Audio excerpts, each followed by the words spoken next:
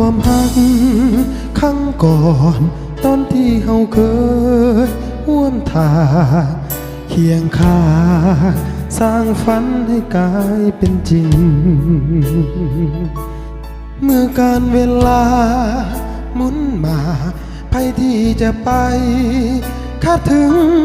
ความหักอบอุ่นสุดซึ้งต้องมาจากไป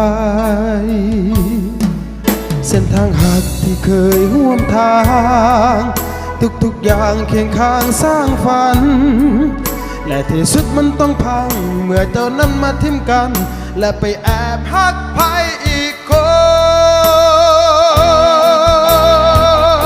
นอยากจะไปก็ไปเลยอย่าบอกเรื่องใดๆทำไปก็เสียลมปากก็คนมันคิดที่จะไปห้ามแบบใดคงบ่ได้ต่อให้ตายก็ไปอยู่ดีอยากจะไปก็ให้ไปเมื่อคนนั้นอยู่ในใจของเจ้ามันดีกว่าจะบอกขัดขวางเรื่องใดๆจะปล่อยตามสบายใจบ่แม่นเจ้าชีวิตของกัน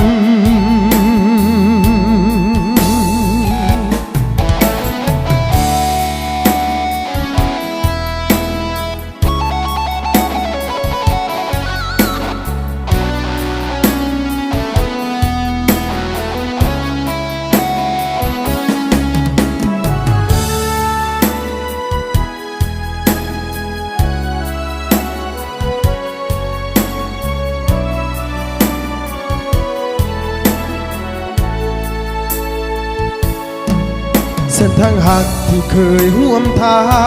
งทุกอย่างเคียงข้างสร้างฝัน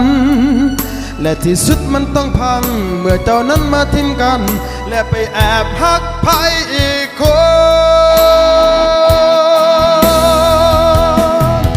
อยากจะไปก็ไปเลยจะบอกเรื่องใดๆทำไปก็เสียลมปากก็คนมันคิดที่จะไปห้ามแบบใดคงบ่ได้ต่อให้ตายก็ไปอยู่ดีอยากจะไปก็ให้ไปเมื่อคนนั้นอยู่ในใจของเจ้ามันดีกว่าจะบอกขัดคนเรื่องใดจะปล่อยตามสบายใจบ่แม่นเจ้าชีวิตของกัน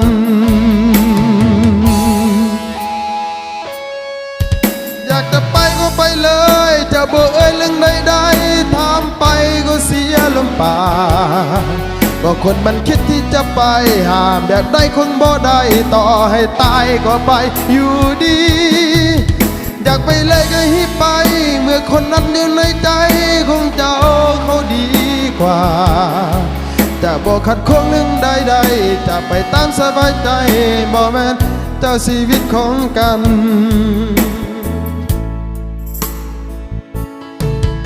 จะบอกขัดเรื่องใดๆจะปล่อยตามสบายใจบ่แม่นเจ้าชีวิตของกัน